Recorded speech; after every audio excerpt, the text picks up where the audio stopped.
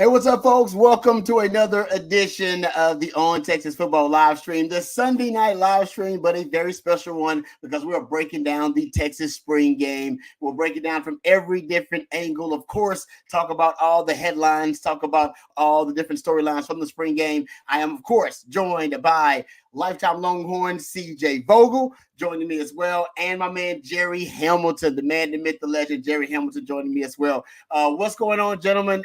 Jerry, man, how you doing? Both you guys were actually down there at the spring game and got a chance to see all the buzz. What was it like down there, just kind of at ground zero where everything was going down? I just thought the crowd was awesome, right? Especially considering the weather. This is a fan base that's really feeling the Texas Longhorns again. It was a long trip down Badland, right? But it's a fan base that was jacked up. CDC continues to put on a great product, and Steve Sarkisian put out a great product yesterday. I know we can dissect it every single possession, every single player, but this was one of my main takeaway, guys. We live in an offensive world. Turn on any sport. The rules are for offense. Texas finally has a really good product to put on the field in a spring game. That was high-level quarterback play. That was elite talent at skill positions. That is depth on an offensive line. That is freshmen making plays. I mean, obviously Ryan Wingo, Colin Simmons get the talk. Trey Owens had a hell of a day. I rewatched the game today, Rod. Jordan Johnson-Rebell quietly made some really good plays out of the nickel position, right? I mean, a number of freshmen that played really well. There's a lot of NFL talent on the roster. And I thought that could not have been better for recruiting. It can't get better than that in the spring game. You have a guy with the last name Manning tearing it up, right? You have Trey Owens as a freshman looking good. Ryan Wingo as a freshman looking tremendous, getting all sorts of comparisons to Roy Williams now that Bobby had already been on that train. By the way, Bobby's not here. He's passed out from too many big quarterback plays. He hadn't seen it in so long. He needs some time to recuperate. But I just thought it was an unbelievable atmosphere for recruiting, whether that's portal guys or high school guys. That was a show. Hello, UT boy. Thanks for that super chat. G2H. Back at you, UT boy. Yeah, and I agree with Kelly at Horns up there, CJ Vogel. Might be the most entertaining spring game I've ever seen, most competitive spring game I've ever seen. I think Sark had to be proud of that, the fact that it came down to the wire, Hail Mary at the end that was intercepted by Jelani McDonald, throw that out there. But I thought it was a really, really just competitive spring game overall. I mean, I was actually riveted from beginning to end with that spring game. Yeah, you don't see that too often in a spring game where it comes down to the last play. Or do you ever – I mean, Indiana, for God's sake, took knees for the final minute and a half. They pulled out victory formation. So I think for me, that was very encouraging. Those guys were out there to compete. They played hard through the whistle. Rod, you mentioned that Jelani McDonald interception because that was one of the bright spots, one of the only bright spots for that Texas secondary. So I get it. But no, and also hats off to Trey Owens, who – in his first game, or, quote unquote, live action at DKR, leads a go ahead drive, a game winning drive with under 3 minutes left. That was really impressive.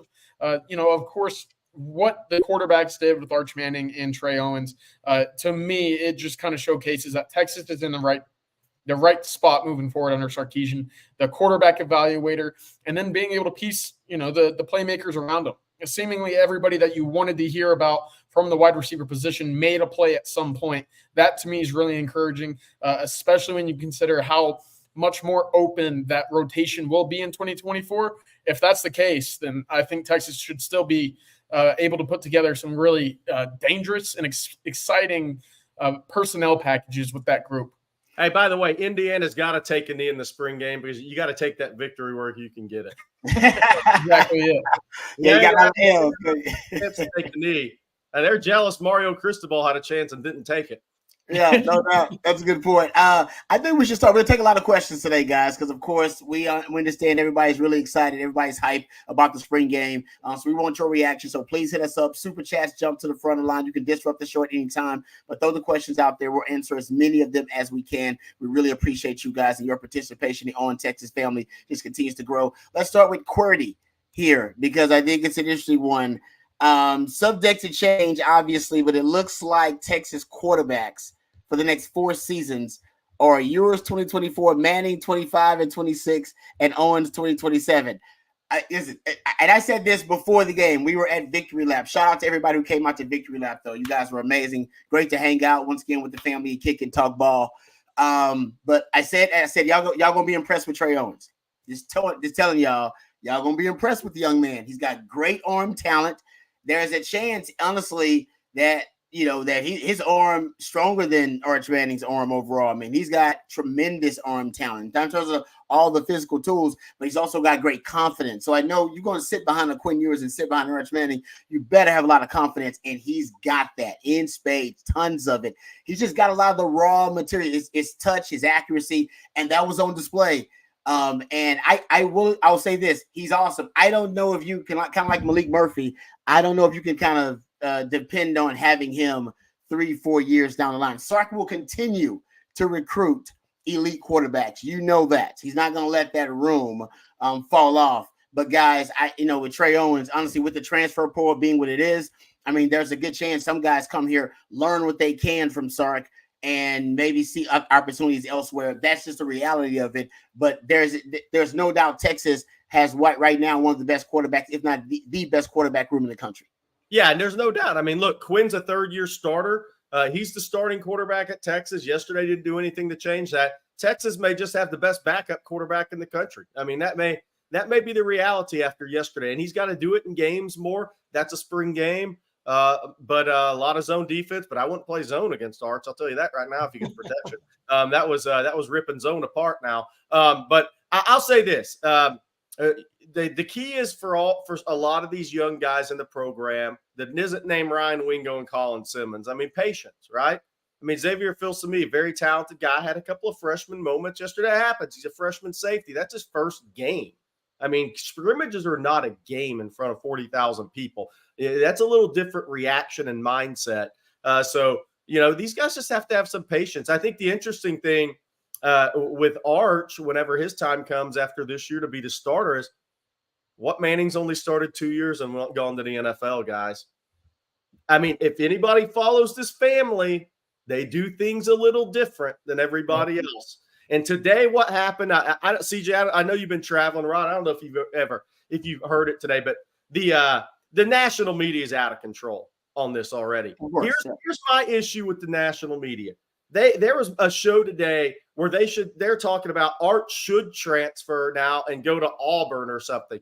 Look, here's where all these guys are hypocrites. And I know they're probably doing it for clicks and listens, but I'm going to go off on these guys for a second, because you can't on one day complain about how all these guys aren't patient and they go into the portal for the wrong reasons. Then after Arch goes 19-25, get on the freaking radio for 3 hours and say the guy should transfer. What's he going to sit for? Y'all are the biggest hypocrites ever. I know you just want to drive Arch Manning's name for clicks and listens, but man, get off your hypocrisy and be consistent for once. Y'all are ridiculous. All right, go ahead. Yeah, but you need content though, Jerry. That's what you understand about. You want to do I've done 3-4 hour shows, man. Trust me. You do anything for content. There's a lot of times like, Rob B, you talking about both sides of your mouth. Yeah, because I do 4 hours of radio. So yeah, you come and try to do 4 hours of radio and come up with different topics. Sometimes you got to do that. So Rod's going to say Arch should transfer tomorrow. Everybody, well, hey, sometimes it's hard, man, to come up with content. You forget sometimes. I get that. CJ, your thoughts, brother, because the quarterback room for Texas right now, it seems to be an embarrassment of riches. There's no question about that. Yeah, absolutely. I mean, even Cole Lord had a touchdown pass late in that fourth quarter. He looked pretty good in that drive, whistled in a pass that got under the arm of Jordan Johnson-Rubel, to your point, Jerry. He looked like he did pretty well up there. That whole quarterback room did. And, the way that Quinn's, series or two went down, I wish we did get to see a little bit more of them because, again, it is the spring game. It doesn't mean anything. We know Quinn's going to be the starting quarterback, but just to see what he's been working on, just to showcase something in that game for that the last 4 months, he's been fine-tuning. I would have liked the theme just a little bit, of course, not in the cards on Saturday, but to the point, if Arch Manning's going to be your backup quarterback, you're going to be in a great spot, especially with the way that Trey Owens played as well. That room is going to continue to work and get each other better, something that they've talked about in the past. We even talk to Quinn every now and then during the media availabilities. He said, yeah, I love playing with Arch. I loved playing with Malik a year ago. And now adding Trey Owens to this room, it's only going to continue, that inner room competition that, Rod, you've talked about back in the day at the DB room. It helps. It goes a long way to taking those steps in your development. And we certainly are going to see a Quinn Ewers in May and June back to work very quickly, because all he's hearing are those national media pundits that we were talking about, talking about Arch Manning. Can he be the starter at Texas? Should he be transferring? What's the deal between the two? Well, I know Quinn Ewers is going to go out there and try and silence that with his play on the field in the fall, and it's going to start again up in May when he gets those throwing sessions going in Dallas. All right, guys, before we talk about the weapons that Quinn and Arch Manning and Trey Owens have to throw to, because it's an impressive bunch of weapons, I think Longhorn fans are really excited about it. Bobby posed an interesting question, and I think it's a great place to start. With the performance of Arch and Trey Owens and how great they looked in the spring game, was it more the Texas passing game that we can project to be elite or a world-class passing game, or is it the pass defense for Texas, which was a liability last season and just continues to be a liability even this spring? And which one is it? Is it more the defense and the liability on the pass defensive end, or are we talking about the elite passing offense of Texas? Which one? CJ, I'll give it to you first. Which one do you think it was that we witnessed on Saturday? I think it was more of the offensive side of the ball looking very good. Of course, the defense had its issues. There's a blown coverage with Terrence Brooks. It looked more like a blown communication, but at that same point, you didn't see your top-end guys very often on Saturday from that secondary unit. Jahdae Barron was not on the field. We saw limited snaps from guys like Andrew Makuba, Manny Muhammad on the outside. Jalen Gilbo, I thought, had a pretty strong day, but he's not in your back end, and so for that reason, it leaves you more of that, okay, what happens when this group is fully together? Because when they are fully together, and we've heard about it through the spring, they're actually a pretty good group. They're making balls hit the ground. Manny Muhammad's been an interception machine. I lean towards the quarterbacks, the offensive line having a good day in protection, and then those wide receivers making plays. Funny, actually, there was probably a missed face mask on the Isaiah Bond 75-yard touchdown call, house call from Arch Manning. Gavin Holmes actually gets his head tugged a little bit, and as a result, that's how you see the 3 yards of separation there. So I don't look at it entirely like the defensive secondary was flat out bad. Again, Arch Manning was just on one. He looked really good that day, as did Trey Owens. To me, that wide receiving spot and the playmakers that they had, I thought they had more top-end talent on the field for a number of series than the defensive secondary did. I thought, Rod, I mean, it's your area of expertise, but Texas was pretty vanilla defensively, as you would expect them to be, right?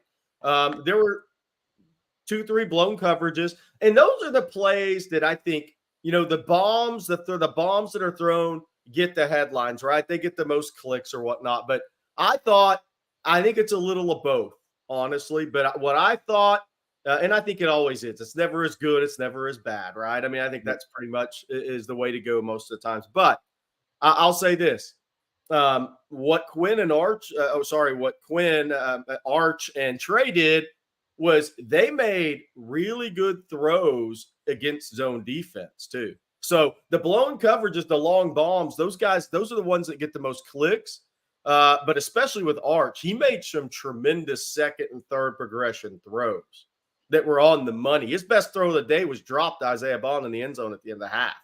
So I thought it was a little of both. What was your thoughts on it? I know it's tough for me because I'm biased. So I'm going to say this secondary. I mean, I follow the evidence. I'm a football investigator, and the evidence last year was your secondary was a liability, and you were giving up deep plays downfield. What did you do in the spring game? You gave up deep plays downfield. What are you supposed to focus on in spring? The liabilities in your skill set. What you're doing wrong and what's wrong with the defense, right? What's the weaknesses? And you're supposed to focus on that. I don't necessarily think they did. What was the issues? Communication issues, right, in the secondary. Then the first touchdown that was thrown was a communication breakdown.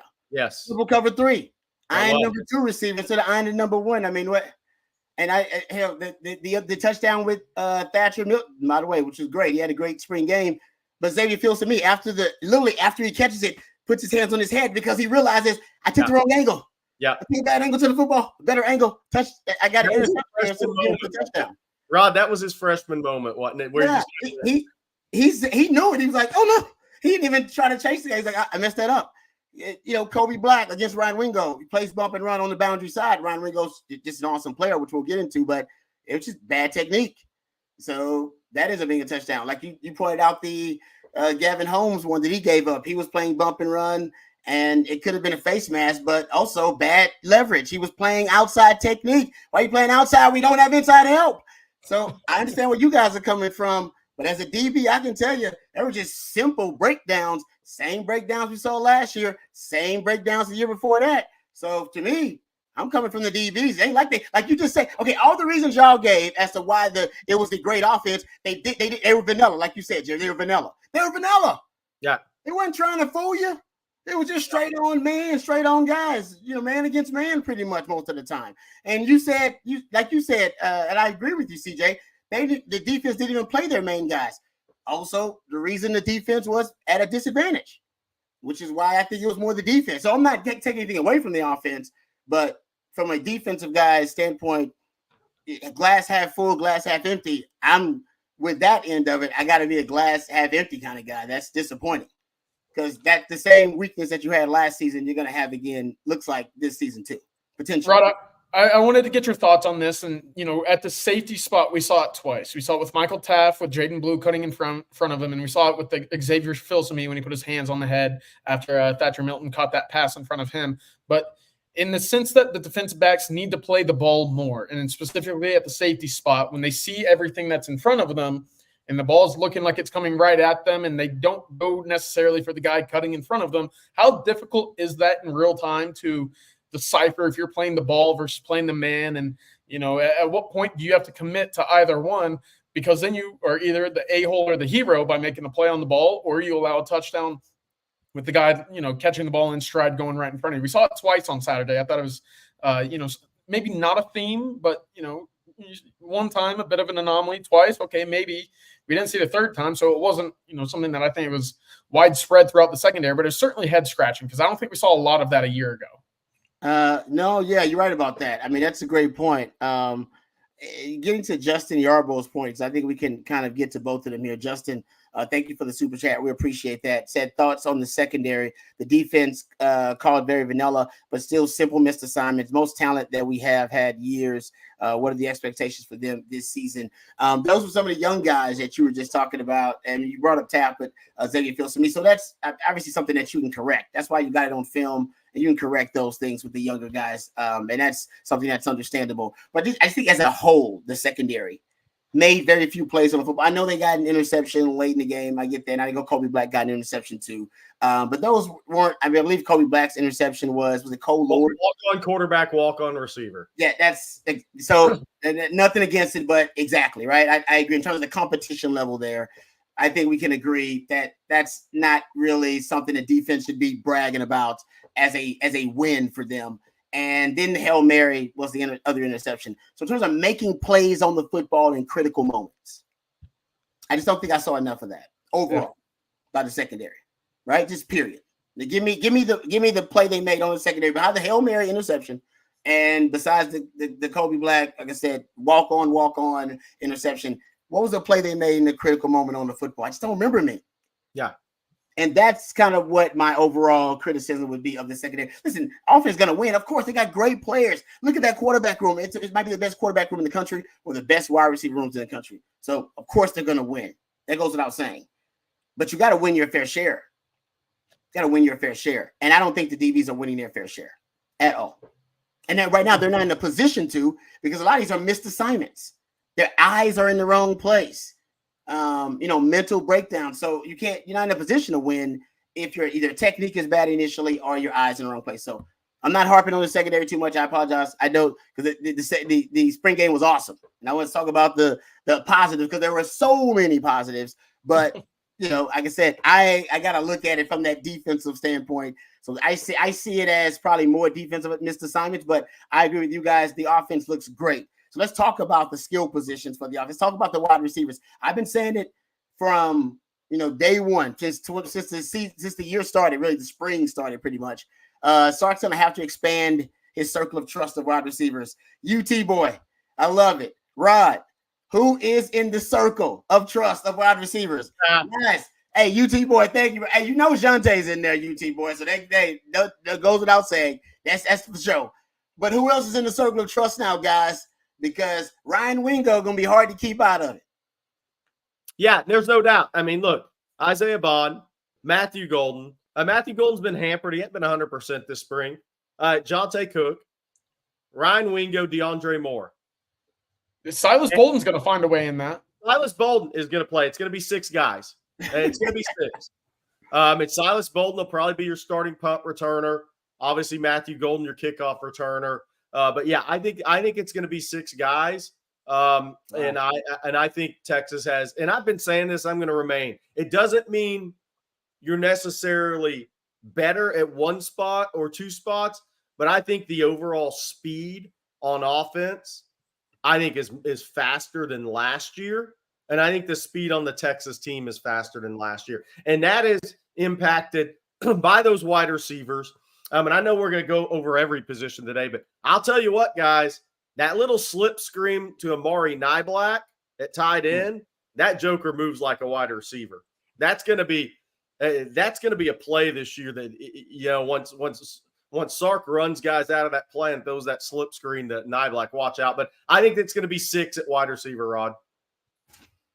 To your point about the screen, they ran that tight end screen probably 4 times. Everybody got a little bit of it. They ran it, I believe, once to Jordan Washington, ran it once to Gunnar Helm got one of it. Niblack, I believe, got 2 of those. Sark loves that tight end screen. Actually, and I'll have to find my notes, it's one of the most explosive plays they have. Last year, it was in terms of the explosive play rate. It has a really high explosive play rate out of those tight end screens. So Sark likes it. Those little leaks, those delayed releases for those tight ends. He loves that kind of stuff. And you saw it in that game too.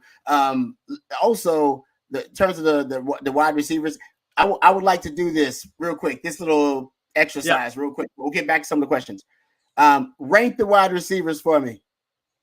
Okay. CJ, your favorite. It's a personal preference thing. Wait, are we talking? What you've seen.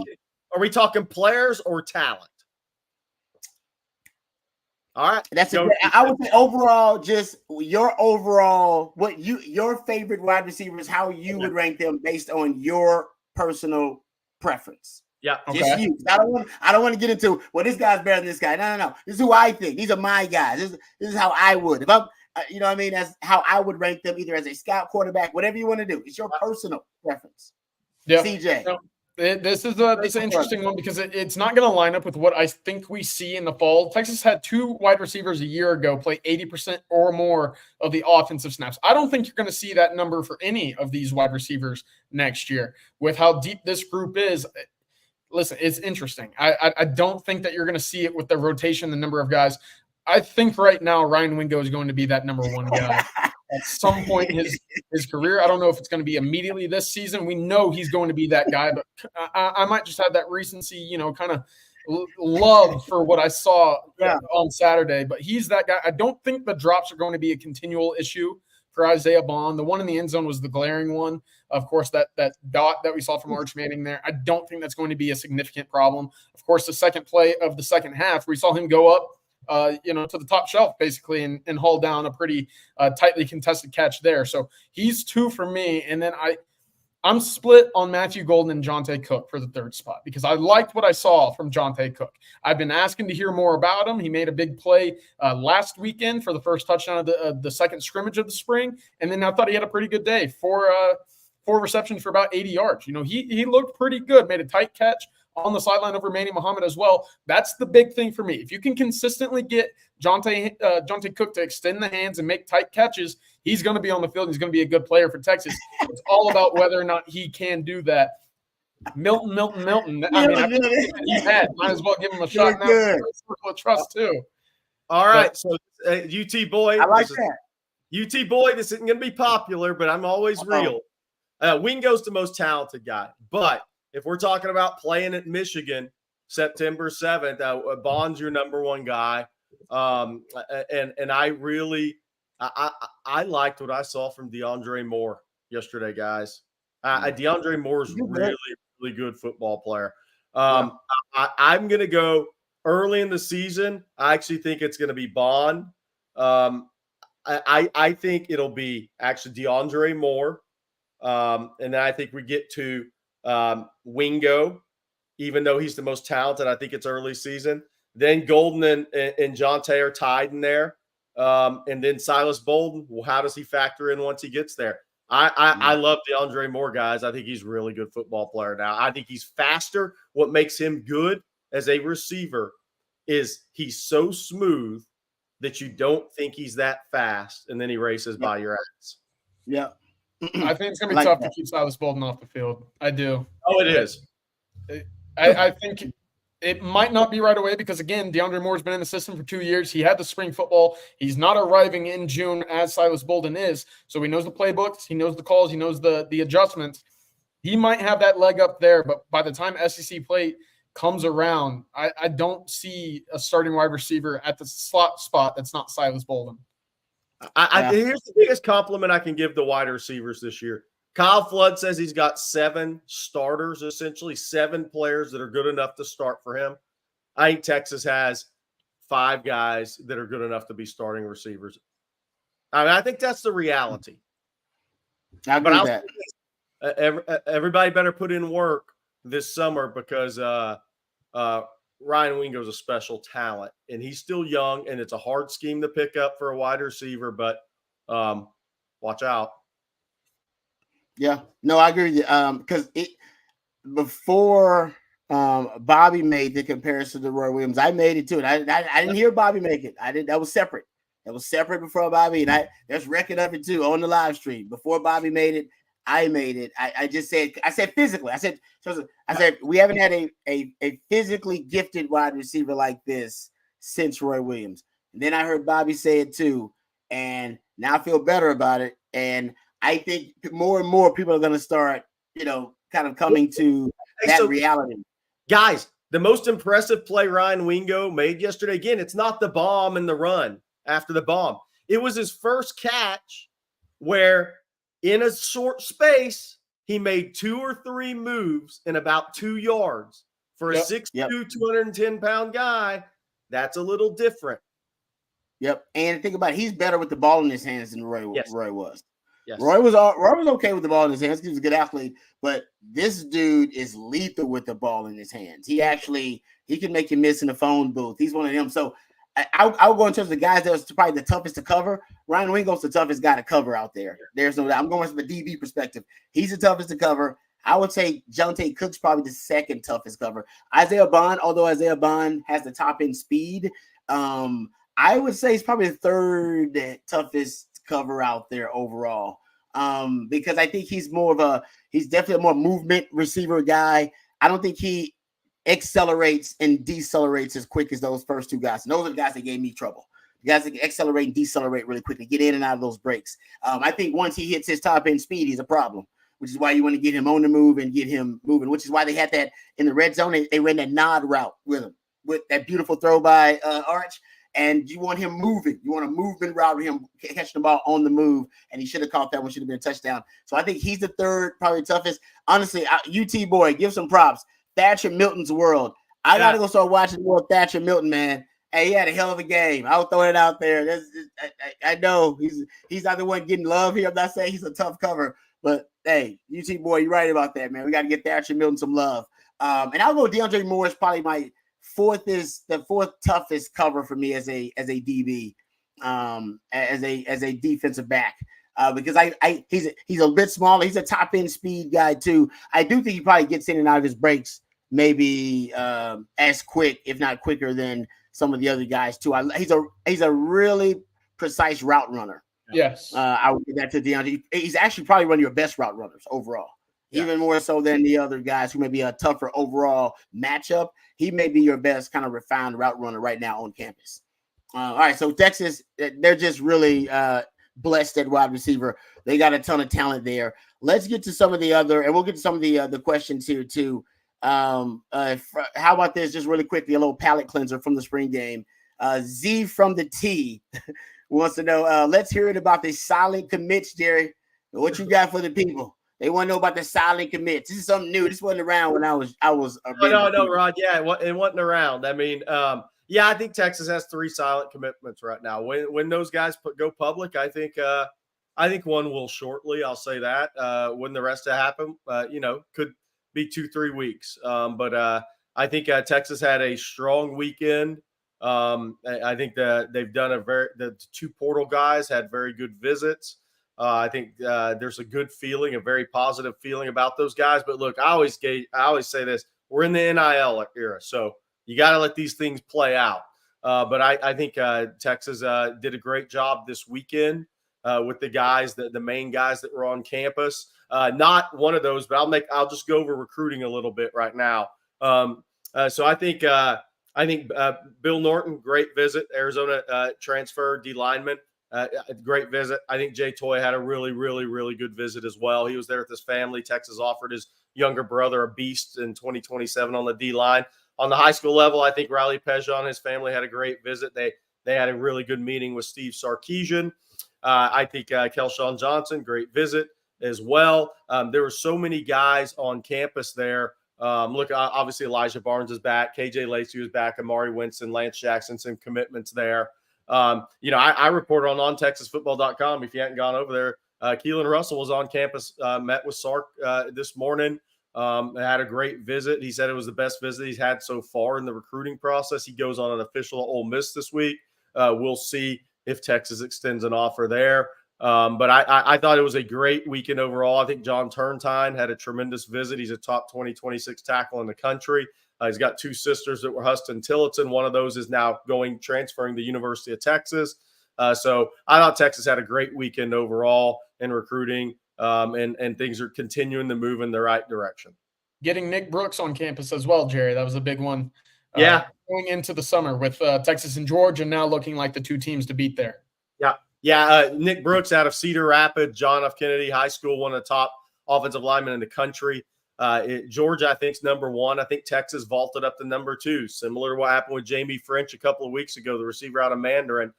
Nick Brooks says he'll be back for an official visit June 14th through 16th. We'll see if Georgia can close that out. May 31st through June 2nd. He'll be there for one of their 2 big visit weekends. Kirby always goes early. Texas goes late.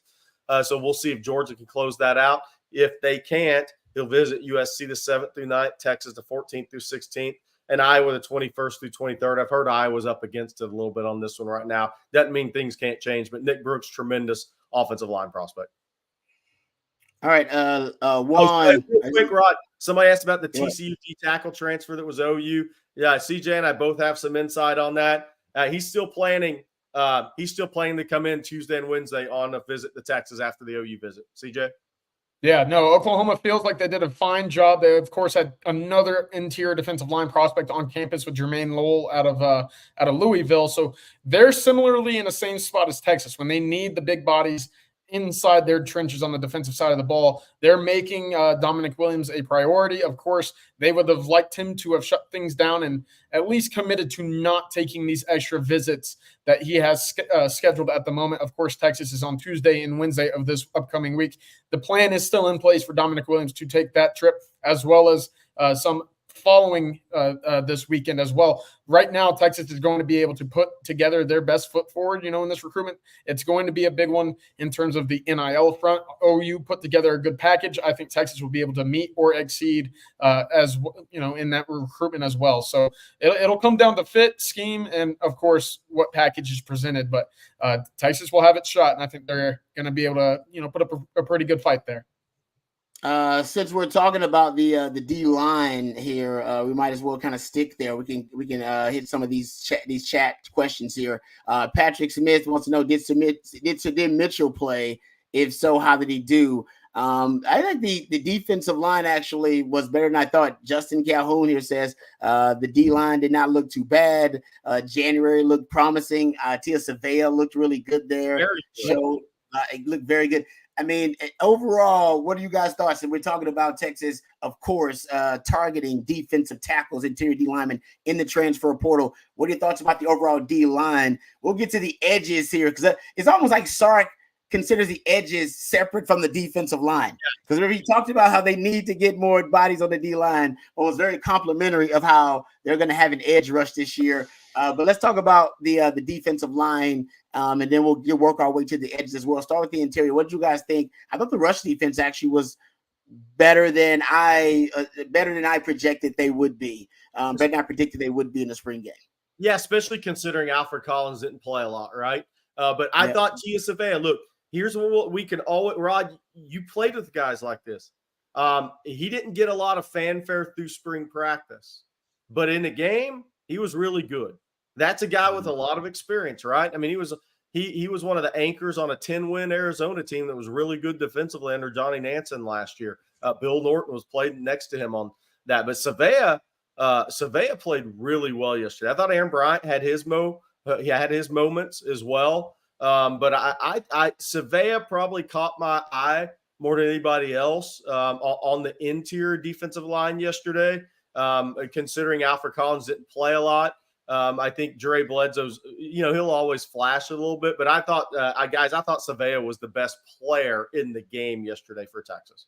I agree. I actually wanted to shout out Sadir Mitchell because I thought he stood out a few times as well. Of course, more so in the run lane when he can clog that trench area than in the passing game. He still has to work on the ability to get up the field after the passer in that regard. But for a guy that didn't start out spring very hot, I thought he turned it around over the last week or two. I was told the second scrimmage, he actually looked like he was really, really putting a strain on the opposing offensive line. I think that carried over a little bit to the spring game whenever he was able to clog some running lanes there.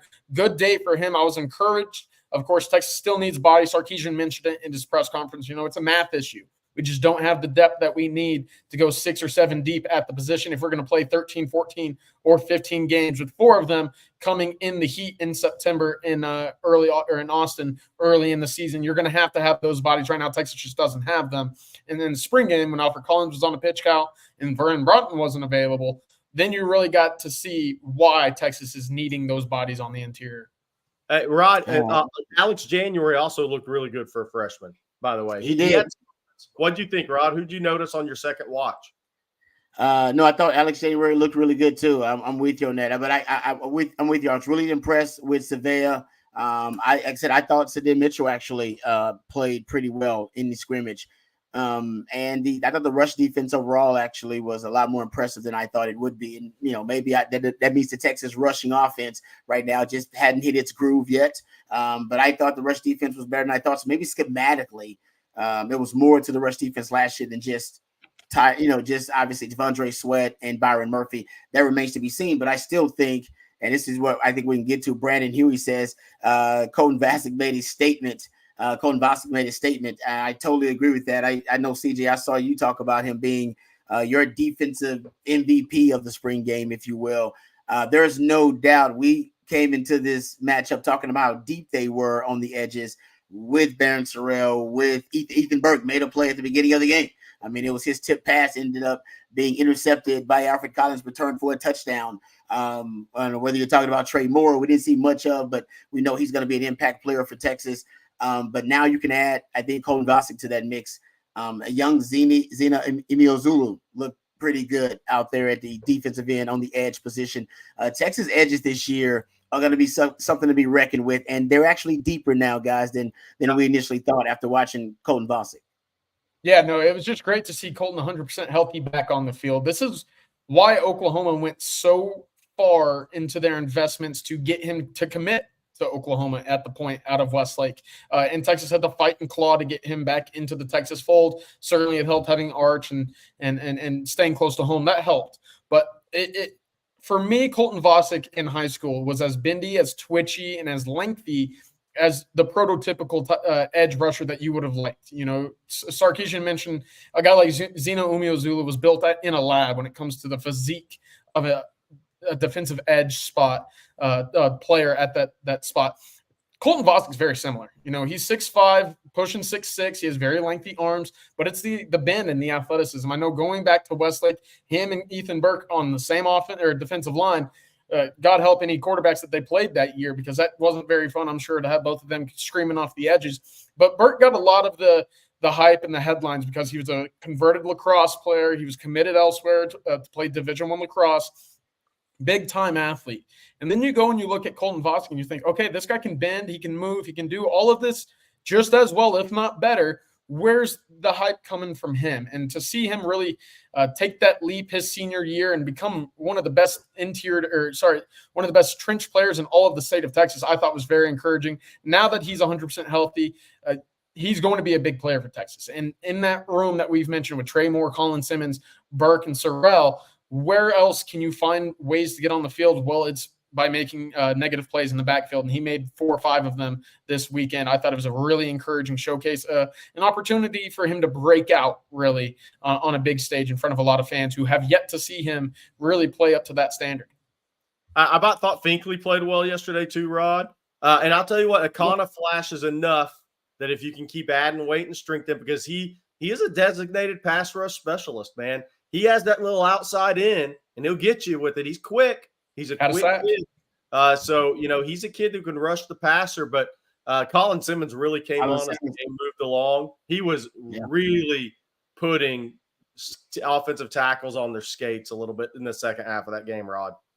Yeah, I mean, you can tell, man, his first step, the BGL, it's different. It looks different, him coming off that edge. So I'm with you. I think now, I mean, you add him as a prodigy to the mix. We're talking about, 6 deep now? On the edge potentially. I mean, it's been a long time since Texas has been that deep at the edge position, at the edge defender position. All right, let's get to these because we got a bunch of these piling up about the secondary. Juan, we'll start with his. Rod and Jerry, do you think Terry Joseph is a good secondary coach, development-wise, or just a great recruiter? Thoughts? This is the year. I will say this is a huge year. Because remember, and Juan, I appreciate the super chat, brother. Thank you very much. I'm gonna say they neglected, but I will say in terms of roster construction, the secondary is one of the last places they addressed on the roster. It really was with Derek Williams, that addition to the mix, adding the Malik Muhammad to the mix, even Makuba in the transfer portal. They added 5 DBs in this recruiting class. That was the most DBs they've had in the recruiting class since Sark's been here. So they really focused on getting their types of players, in the secondary, whether physically, the guys who have the skill set that they covered, which I think are just guys who can cover, right? Coverage specialists, overall versatility in the skill set. So you won't see that come to fruition, but the guys who have been there now have been in the system. They know the system. They know the technique and the fundamentals. If this year the secondary does not take the leap, and I'm on record, I am on the record, and I know there are people here in the chat talking about it. Yeah, I am on the record saying the secondary is the only position that hasn't improved. Marshall, thank you very much. Marshall says, Rod said DBs are the only position group we haven't seen improvement with. Well, I think it's truth. That's all. I'm telling you, I truly believe that. And I think I predicted this year would be the year we finally saw the secondary improve. Based on what I saw in the spring game, that was not the case. So I'm not going to go, full on scorched earth and freak out because I think there's time to improve what, the things that obviously were exposed in the spring game. But the things that were exposed were some of the same issues they had last season. I will say that. Like, there's not something new that popped up. These are some of the same issues: communication issues in the secondary, inside leverage issues in the secondary, guys with bad eyes, not being able to pass off receivers in coverage. So these are not new issues. And Sark knows they are not new issues either. So, that's, I will admit this year, if the secondary doesn't take a step, you probably can. I think it could be considered an indictment on the coaches because they've been here a while, and those are veteran guys in the secondary now. I know it's a young Malik Muhammad. I know it's a young, you got a young Derek Williams, but they still have been starters now. And Terrence Brooks is not, a young guy. He's been in that secondary a long time. Jadae Barron is going to improve it. He didn't play, and that's understandable because they want him to be totally healthy. But he's going to make a difference. Makuba's going to make a huge difference. I like the way he moves in the secondary. You can tell he diagnoses plays really well. Malik Muhammad described him as someone who's, even when you're wrong, he can make you right. That's describing a veteran player who knows how to erase mistakes in the secondary from other guys. So I like the players in the secondary, but as a cohesive unit, they don't win enough. They got to start winning more, getting their hands on more footballs, forced incompletions or interceptions. They got a lot of great players, but the sum of its parts, Jerry, is something off there. Yeah. We've had a couple of questions about Cormani McClain, who's in the portal from Colorado, and I'm not trying to kill the kid, but I'm just saying I'm going to say this. I said the same thing about Bear Alexander when there was talk that he was going to jump in the portal. If you don't want to stick around and be developed by the guy that was handpicked by Aaron Donald to coach him for 12 years in the NFL or whatever it was, I kind of question you. I mean, Cormani McClain, if Deion Sanders pretty good at coaching corners and developing corners. If you don't want any part of that, I'm not sure I want any part of you guys. I'm just saying that. Hey, by the way, I need to tell everybody about Joe Brown before our next question, Rod B. Our sponsor tonight is Joe Brown. A special thanks to our newest sponsor, Joe Brown, your veteran mortgage professional. Joe's been providing mortgages in Austin and around Texas for more than 3 decades. That's right. Good old Bobby Burton. When I say old, I mean it, 54. Joe Brown, first mortgage for Bobby Burton back in the day. In fact, he was the mortgage broker for Bobby Burton's first ever home purchase more than 25 years ago. Joe's also a proud Navy veteran and a devout Longhorn fan. Give him a call at 512-663-4744. If you're looking for a mortgage, that's 512-663-4744. All right. Thank you very much for that, Jay. We appreciate it. One more super chat. Actually, not one more. We got a couple more, but Justin here wants to know what position group and or players are you keeping an eye on most from now until I'm assuming the start of the season at the end of training camp, 8/31. He said, do we think the DB room will improve from last year? I do think it will improve. I'm not freaking out just yet, but I will say I don't know if it's going to be the strength that I assumed it would be. I thought it would be a strength. I don't know if it's a strength, but they have to improve on what they did last year. I'm almost certain they will. Will they be a strength is a different discussion. But what do you guys think? Justin's question, what position group or players are you keeping an eye on the most in that time span? Is this interior D-line? To me, it's the interior defensive line over the secondary still, because I think that there's still a gap of top-end talent. I think you know what you have in Malik Muhammad. You know what you have in Derek Williams. Andrew Makuba has been a proven guy over the past 3 years. Jahdae Barron's been one of your best players defensively over the last 2. And Jalen Gilbo's been a guy that's come on very well in the spring session as well. Terrence Brooks might be the biggest question mark, and he didn't have a great game in the spring game on Saturday. But again, if you go back to last year's numbers, he was your best cover corner by a pretty good margin. He only allowed 44% completion against him a year ago. And I know there's been that conversation about whether or not he's best fit for the boundary or the field, but keeping him on the field is the number one piece for the Longhorns. That cornerback group is not super deep. And because of that, you're going to have to see guys like Terrence Brooks and Gavin Holmes continue to take that step up in their game. That's going to be huge for Texas, who likes to rotate in that secondary in the middle of the season. So interior defensive line still gets the nod for who needs to take the biggest step, where the eyes are going to be before the season begins. But I'm not entirely off the train with this secondary unit at the moment. Yeah, it's interesting question. I think it kind of goes in hand with who could jump in the portal from Texas here in the next 8 days, right? We're down the portal closes April 30th. Is there some attrition that could pop up that maybe isn't being talked about as much? Could a linebacker jump in? Could something like that happen? Will Texas add a punter out of the portal? That's something I'm watching. So, but to me, does something become a bit of a depth issue if one or two guys unexpectedly to position jump in the portal that maybe aren't being talked about? I do think Texas will still have 4 or 5 more guys jump in the portal before April 30th. That I'll be surprised if it's not that number. So we'll see. Somebody, by the way, Isaac Jordan Washington's greatness is loading. He actually had the catch of the game yesterday, guys. Yep. Climb the ladder. That one. Climb the ladder. Yeah, holding on to the rock too after getting flipped upside down. That was impressive. He looked like he looked like he was on an AAU basketball court grabbing a rebound, contested rebound. He's done it a lot. He just did it with a big basketball. Now he's doing it with a helmet on. Hell of a catch. Yep. No, I agree with you on that. It wasn't. He looked good. I mean, I feel better about the tight ends than I did prior to the spring game. I will say that, and not that I was worried about them, but I feel better about that group overall now after watching them in the spring game. And even with the young buck, Jordan Washington, man, he looks really good. Here's an interesting conversation starter. This comes from Sandman23. He wants to know, in what way is Baxter better than Blue? I'll wait. I think it's a preference thing.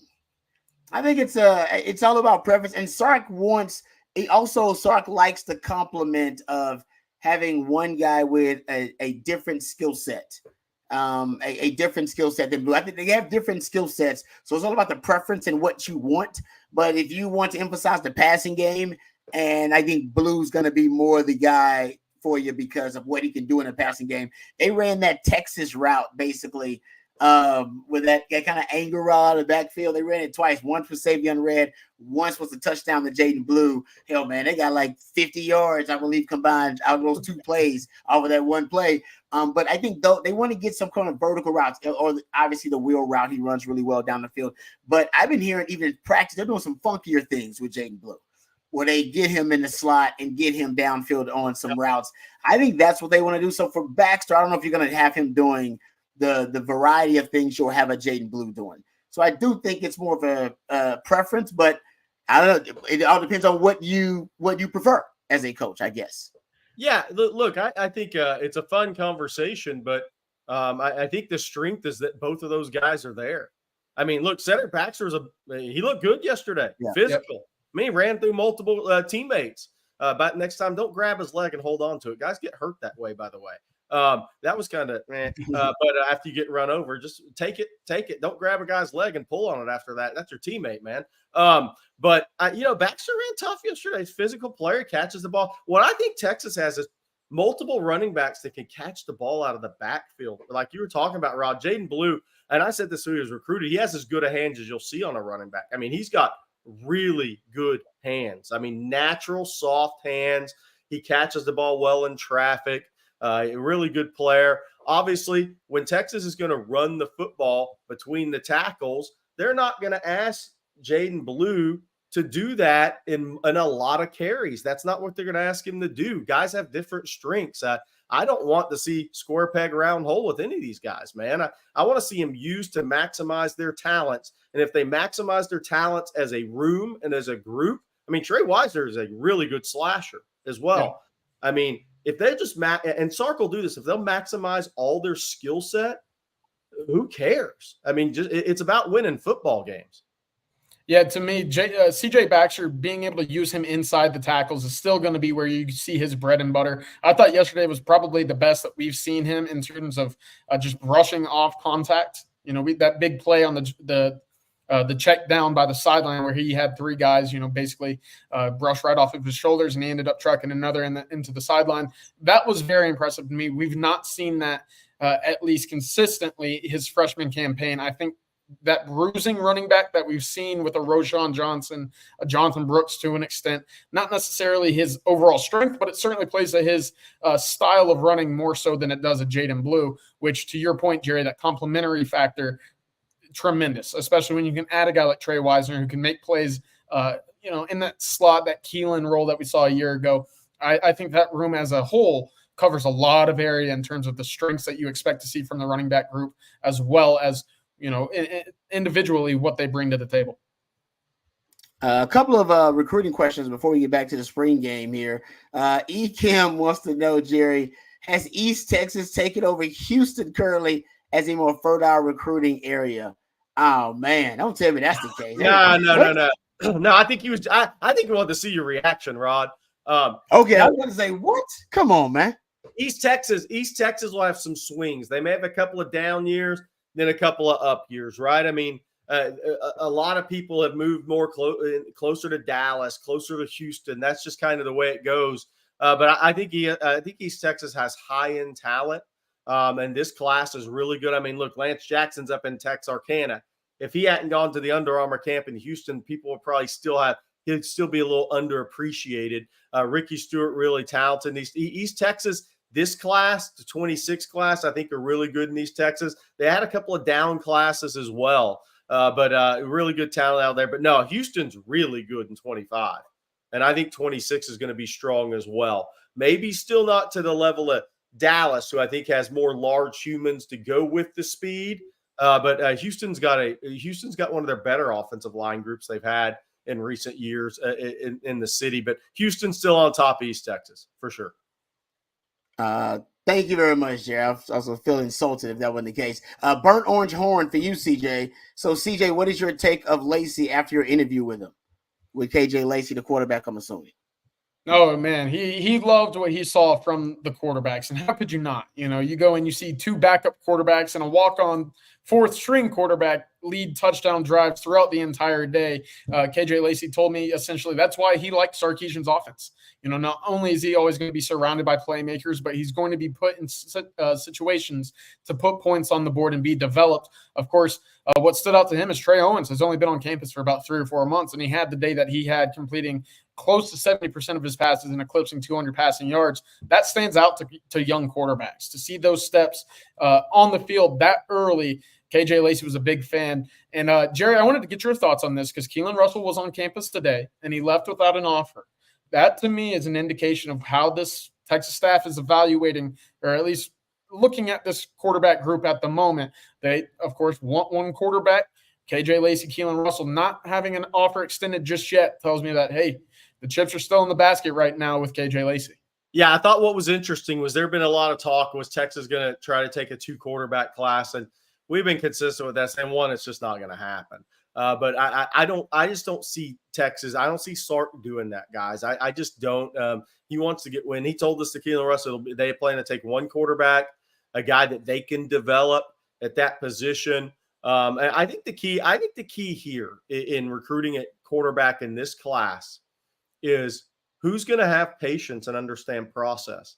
Because I think the one thing that you got to be careful of if you're a quarterback, and there's only 2, I think, in the picture, and that's KJ Lacey, who's committed, and there's Keelan Russell, is who balks at the process.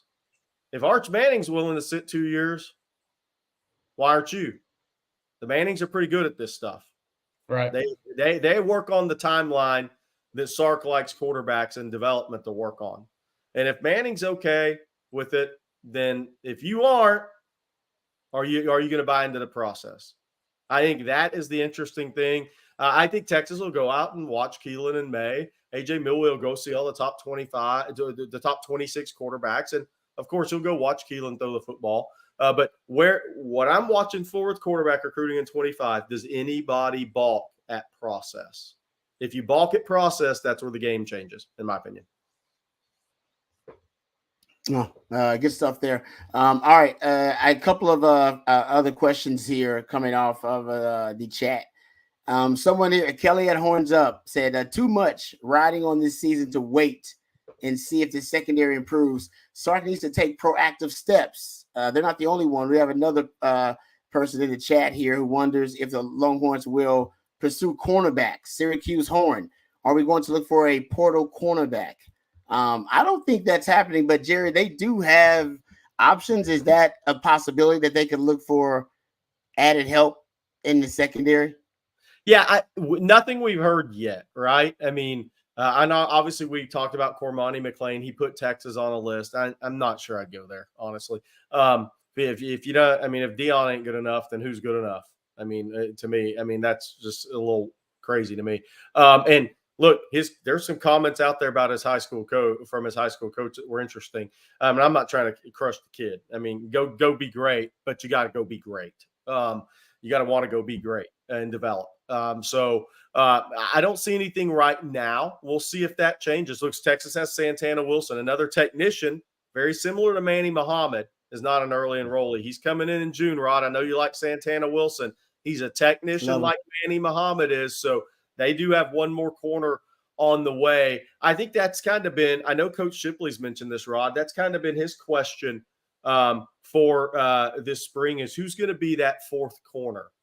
I don't know if you like what you saw from Warren Roberson yesterday, if you saw anything out of him, Wardell Mack, Kobe Black, but who's going to step up and be that 4th corner? Because there are injuries. Ryan Watts missed time last year, so then your 4 becomes your 3. Is it Jahdae Barron? Is it one of the younger guys? It's Jahdae. It's Jahdae. Jade's going to be the 4th corner because they like what they saw from Jalen Gilbo, and I think Jalen Gilbo looked pretty good too. And if they like what they saw from him from Star, then that's why they're cross-training a lot of guys. I think ultimately, if they have injuries or they have a dire situation, they just throw Jahdae Barron out there, put Jalen Gilbo in the star position, they feel real good about it. Hey, Rod, I want to ask you. you. They still got Makuba. They still got Makuba that can also play star if need be. And then they could play more, obviously, other guys at safety. So they do have some options if it comes to that. Rod, I want to ask you this one. Did Jelani McDonald flash at all for you? He had the bad run fit, but outside of that, what did you think? I liked him. I thought Jelani McDonald actually played pretty well. I thought it was some of the younger safeties that I thought made a lot of mistakes and mental errors, angles to the football, stuff like that. But I thought some of the the veteran safeties actually played pretty well. And I thought Jelani McDonald, he solidified himself. He probably is going to end up being the fourth safety in that rotation with Derek Williams, with Michael Taft, Makuba, and I believe he's going to be that fourth safety for him. I like his versatility. I like his length, number one. I mean, I like his frame. He's just he's long, he's rangy. I will see if I think the run fits and the angles. Running the alley is going to be a problem for him. But I think in coverage, I think he actually may be an asset for you potentially in coverage, just because of how long he is matching up with guys. Background and playing cornerback as well. Yeah. Hey, guys, I'm going to make one more read for Joe Brown real quick, so we get this one in. Our sponsor, our newest sponsor, Joe Brown, your veteran mortgage professional. Joe has been providing mortgages in Austin and around the state of Texas for more than 3 decades. In fact, he was the first mortgage broker for Bobby Burton's first ever home purchase more than 25 years ago in Austin. Joe's also a proud Navy veteran and a devout Texas Longhorn fan. Give him a call at 512-663-4744 if you're looking for a mortgage. Again, that's 512-663-4744. Thank you very much to Joe Brown, veteran mortgage broker, for sponsoring the Sunday Night Longhorn Livestream. Thank you, Joe Brown. We appreciate your support. Freshwater Cajun. Not sure if this was asked. Was there more sacks and pressures this year during the spring game versus last year? Almost same O-line. Should it be a good proxy for D-line pressure improvement? Yes. That's a great question. You guys thought there was more pressure, more sacks? Sark was doing a good job, I thought, of basically overruling plays and calling it a sack. I didn't see any official stats about it because everybody cares about offense and not defense. But I thought there may have been more called sacks in this game. I thought there were, but I didn't think many of them came against that first unit. I thought it was a clean day for Arch Manning, also in the sense that he, moved around the pocket very well in that sense. But Colton Vosnick had a pair. I thought Cecilia Akana had one.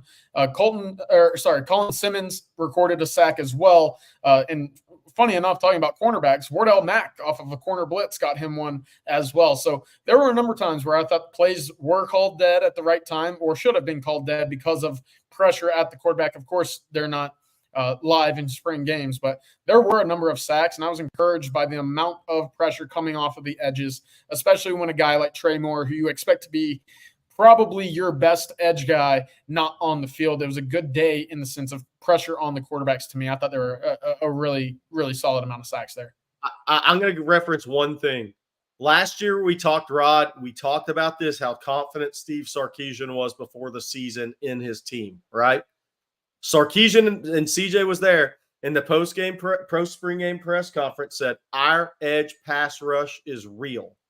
I think we need to bypass the spring game and take his word for it, that he's not just throwing that out there for the hell of it. He's not like that. Trey Moore didn't even play much. You saw Colin Simmons flash. Baron Sorrell didn't play a lot. You know what Ethan Burke did last year, where he can provide with that quickness-length combination. You saw Colton Vasic. Cecilia Khan has got some edge quickness. I mean, I'm taking Sark's word for this one. He says our edge pass rush is real. Rod, I don't think he just threw that out for the hell of it. And Sark doesn't do that. Sark doesn't like to really brag about how good stuff is. When he does give you that, I remember him talking about Rojo and how good his running backs were when he first got to. He's like, man, them running backs are pretty damn good. When Sark starts bragging about something, I think that means that group's going to be really, really good. Good stuff there. All right, couple of super chats, and then we'll go kind of rapid fire and hit as many of these questions, comments as we can. Freelance Society wants to know, will Texas ever play 3 high safeties in the SEC? Could that help with their issue with the vertical threat, since they have a big issue? Yeah, Texas doesn't. I remember like 1 or 2 snaps where I think Texas ended up. It would even look like it was a 3 high look for them. But Texas doesn't do it. That's not really what they do at all. And Texas will play some teams that could use the 3 high just because I would say in recent history it has matched up well with the Sark offense. But last season, I'm not going to say Sark solved the 3 high safety defense, but he found his formula. He found his remedy for it. He found, what worked for him in his offense up against the 3 high, which essentially to expose the 3 high, you want extreme formations and personnel groupings. That's why he started going with a lot of 3-by-1 sets, power personnel groupings, forced the 3 high out of its disguise. And he did a really good job with that last season. And by the way, he faced it more. I would say half the games that Texas played, they faced the 3 high defense last season. And because teams saw what I saw, and they started saying, hey, man, it matches up well with his offenses, and his offenses are less effective versus these 3 high schemes. But that wasn't necessarily the case last season, because I think Sark went to work. I think he went back to the drawing board in the offseason to figure it out, because he knew in the Big 12 he was going to face it so much. And he did. He faced it a lot, but he also, I think, did a great job and able to find out solutions to the 3 high, 3 down safety. But again, in the big, I would say in the SEC, I've seen Georgia run it. Georgia's run it. So if Georgia run it, then I think everybody will try to run it. That they don't specialize in it. The Big 12 had teams that specialized in it. It was their identity defensively. You had like 4 teams. Hell, the grandfather of it, really the founding father of it, John Haycock, he was in the Big 12. I mean, he had so many teams that specialize in it. You won't have that in the SEC, but everybody will have it in their playbook, I'm assuming, at least as a change of pace. Especially in the week leading up to Texas, when they know that it's been efficient in years past against Sarkisian. You mentioned, Rod, that he's certainly found ways to find better success, but at the same time, it's not the same offense that you see against a look that's not 3 high. I actually thought Texas played a pretty solid amount of single high cover 3. So that was prevalent on the spring game as well. Similar kind of concept, but different look. We'll see if that does translate over, if PK does add that to his bag a little bit for the fall. I wonder if that's a Johnny Nansen influence too, because they didn't play as much cover 3 last year, but Arizona loved to play a lot of cover 3. So I wonder if that's more of a Nansen influence there, him coming in, them playing some more cover 3, as opposed to so much match quarters, which they played, that Gary Patterson influence. Aloha Traveler here. Aloha Traveler. I'm envious. I'm always jealous. If Owen starts after Arch, might be better for Texas to grab Russell and develop him over Lacey, who might bolt if he sits for a year or 2. Landing the best D-Ville quarterback ever will keep that pipeline. Man, that's these are first world problems at quarterback Texas is discussing now. What are your thoughts? About that hypothetical there, Jerry? I think whoever Texas signs in this class is looking at 2 years of development. I think that's just a reality. And that doesn't mean you're going to be the starter. That means you develop and you go battle Trey Owens for the job, right? I mean, that's what's going to happen. That's just a reality for whichever quarterback in the 25 class. And that kind of goes back to what I said earlier. I think whoever blinks at that is the thing to watch in quarterback recruiting. I'm not saying either one of those guys are, but if one of them does, I think that changes the course of quarterback recruiting. Yeah, no, it's a good point. Go ahead, CJ. No, I'm right there in the same thing. Listen, I thought Texas, probably had that similar mindset locking up Jaquin and Jackson back in the day. Is it going to be the same case? How do you know that, after a year or 2 of sitting, the same situation with Keelan Russell isn't applicable for KJ Lacey? These guys want to play football. It's not always a guarantee that that's going to be the case, and it's going to be beneficial across the board because of where he comes out of Duncanville in this instance. For me, I think you take the best player, the best fit, and clearly right now, Texas having not extended an offer to Keelan Russell at the moment speaks a lot in terms, at least for me, where they sit and where they see this quarterback class at the moment. And one thing to remember on KJ Lacey, Sark, he could offer to a lot of guys. I mean, he went to Saraland High to battle out on Auburn and Alabama and Ole Miss for KJ Lacey. Texas is a big KJ Lacey fan. Yeah. Nice. Yeah. You can never have too many quarterbacks, man. You just got to stockpile them. You can't control what's going to happen after you bring them in. Just bring as many of them as you can. Doug here says, not sold on Terrence Brooks. Muhammad is a good technician type corner. I think Terrence Brooks just had an off. I mean, he just had an off spring game. Terrence Brooks is a better player than that. I mean, that was a simple switch release that he missed there. I think Terrence Brooks is a better player than that. I think Gavin Holmes is a better player than what he showed in the spring game. I think the secondary just had an off game. There's no doubt Malik Muhammad is the star of that group. Even on that Jonte Cook third down they gave up early. Remember the throw by Quinn Ewers? It was like the deep kind of comeback curl they ran. Oh man, he did a speed turn. Go watch his speed turn.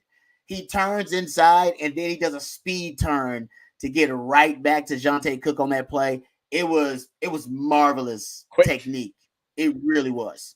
Go watch it. Even when he got somebody caught the pass on him, coaches are going to be really complimentary of his technique on that play that kept him close. So yeah, Malik Muhammad is a star. There's no doubt about that. Here's another one here. It says Rick says, is there a concern with Cam Williams in pass pro? He had a tough time with Ethan Burke. Was that the maybe it might be an RPO that they batted down, right? That was an RPO pass early on. Yeah. That Ethan Burke got his hands on. I won because there were a couple of passes, maybe 2 or 3 that were batted down. Remember, that's what Washington did a good job of against Texas, that nobody had done all season long. Nobody had figured, and they got their hands on with like 3-4 passes early on, batted them down, and they were all RPO throws from Texas. I wonder if Texas defense now, they're telling the guys, get your hands up, RPO throws. You got a chance to at least bat a ball in a window. What are your thoughts about the pass protection of Cam Williams, potentially? I was actually encouraged from what I saw with the tandem of DJ Campbell and Cam Williams. I thought that they did a good job working together in terms of passing guys off when there's a twist and a stunt. That was a big question mark is, of course, can DJ Campbell keep his eyes up and find guys that are twisting and stunting into his gap? And how will he be able to communicate with a guy like Cam Williams, who's brand new for him after a year with Christian Jones, a veteran, a guy that's been around the block a number of times? To me, I didn't necessarily think it was a bad day for Cam Williams. Again, just getting those live reps for him are going to be very big. He's only played one true game against an actual opponent as a Texas Longhorn. Getting him these live reps are going to continue to help him in his development going against big-time SEC competition this fall. Of course, Texas, we've talked about it. The edge pressure has been one of the biggest takeaways from the spring. And right now we've talked about the defense backs and the wide receivers making each other better. Cam Williams going up against guys like Trey Moore, Colin Simmons, Ethan Burke. That's only going to help him, get ready for the fall. I didn't think it was a bad day at all on Saturday for him. Yeah. All right. Good stuff. Kyle here wants to know, how is Sark going to make everyone happy? Too many weapons. No such thing, Kyle. No such thing. No such thing as too many weapons. They got a lot of weapons. Yeah. Look, this is the toughest job for college coaches once you start to have success, especially playoff success, right? It changes expectations.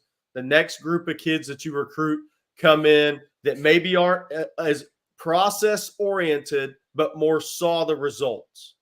So I think the great thing about being a blue blood program in today's day and age of college football, I've said this before, I'm going to keep harping on this, is because you can bring in this level of high school talent and this level of portal talent, you get to see who's really bought into your process. Because here's the reality. If guys aren't bought into the process and they're just out for the instant gratification, then you just move on from those guys and go recruit another really talented player. So that doesn't answer the question directly, but it will come up at some point. There's going to be somebody sulk on the sidelines this year.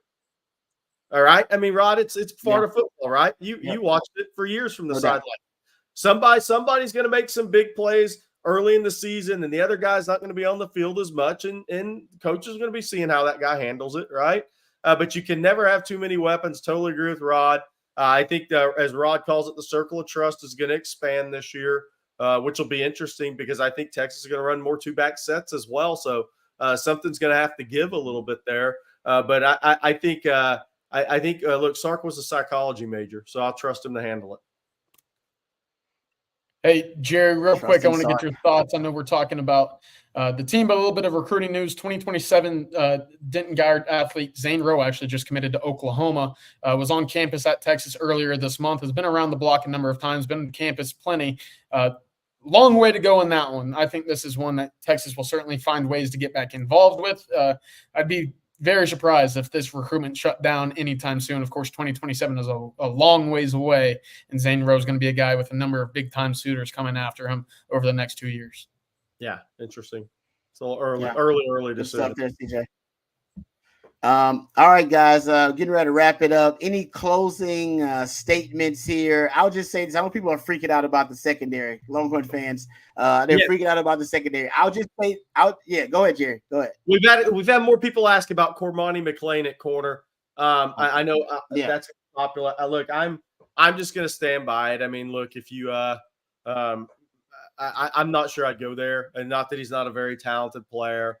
But I'm not sure that's your answer right now. He needs development, and he's going to need time. I know he was highly ranked out of high school, but look, he pretty much said Deion's not good enough for me. So the best that's ever done it isn't good enough for you. You might want to kind of reconsider what you're thinking about this whole deal in football and development. That's what I would say. On the topic of the secondary, Aaron Rodgers said it best, Rod, just relax. I think it'll be fine. I really do.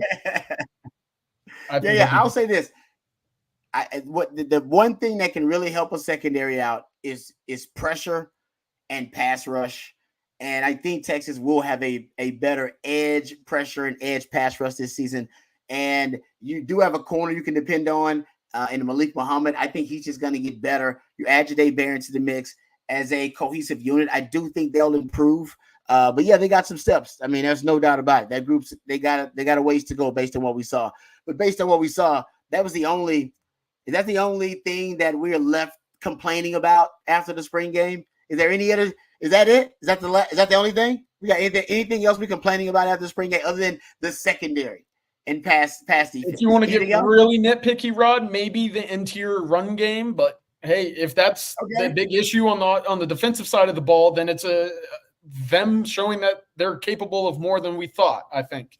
Yeah, these are first world problems we're talking about. So I think the secondary bill, because I do think schematically there are ways to help the secondary, which you did not witness in the spring game, and you're not going to witness. And I do think PK understands that. And being aggressive, blitzing is a big part of that too. Just coming after the opposing quarterback, not giving them time back there. Matter of fact, the first incompletion by Arch, they came after him because they got tired of Arch just sitting back there being efficient, picking them apart. So I think that's better. UT boy, hey, thank you for the super chat. John Tate is in the circle. Yes, the circle is getting bigger too, baby. That circle of trust, it keeps growing every day. It's growing every day. All right, guys, closing comments before we get out of here. Anything here? Hey, we have over 6,000 people on tonight. Thank you so much for the support, whether it's YouTube, Twitter, what have you. That's a massive number, 6,135. It keeps going up, man. Thank you very much. If you like what we're doing here on Texas Football YouTube, on TexasFootball.com. Now's the time to sign up to be an OG of OTF. Just $39.95, save $20 on that annual subscription. Hundreds and hundreds have already jumped into it. We talk on the message boards. We'll have more recruiting information on there, more team information. So thank you so much. 6,165. It keeps going up. Thank you so much for your support, guys. We love doing it. When we're low energy, y'all help us bring the energy. So Texas fans, hey, if you're SEC fans, there's been some Michigan fans.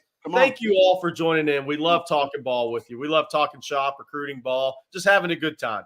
Yeah, no doubt about it. CJ, last closing comments for you, buddy. Anything for the folks out there before you get out of here? Yeah, at the end of the day, it was a fun spring game. It was a great environment, great, afternoon. And I'm glad the rain held off. It was a day of dry football when we were expecting it to get a little wet, a little nasty out there. Only thing that was nasty was the quarterback. So for that reason, Texas is going to be in really good hands and really good arms moving forward. And I cannot wait for the future of this program because, again, to have a guy like Arch Manning as your number 2 and a guy like Trey Owens who showed so much promise as your number 3, it only speaks about the future of this program, which we already believe to be taking the right steps. So I'm very encouraged following the spring. I thought it was very successful. Yeah, one of the most anticipated spring games in the last 15 years, and it's hard to live up to the hype It actually did live up to the hype. That's crazy. And Arch Manning lived up to the hype. I don't know how you do that. That's tough to do.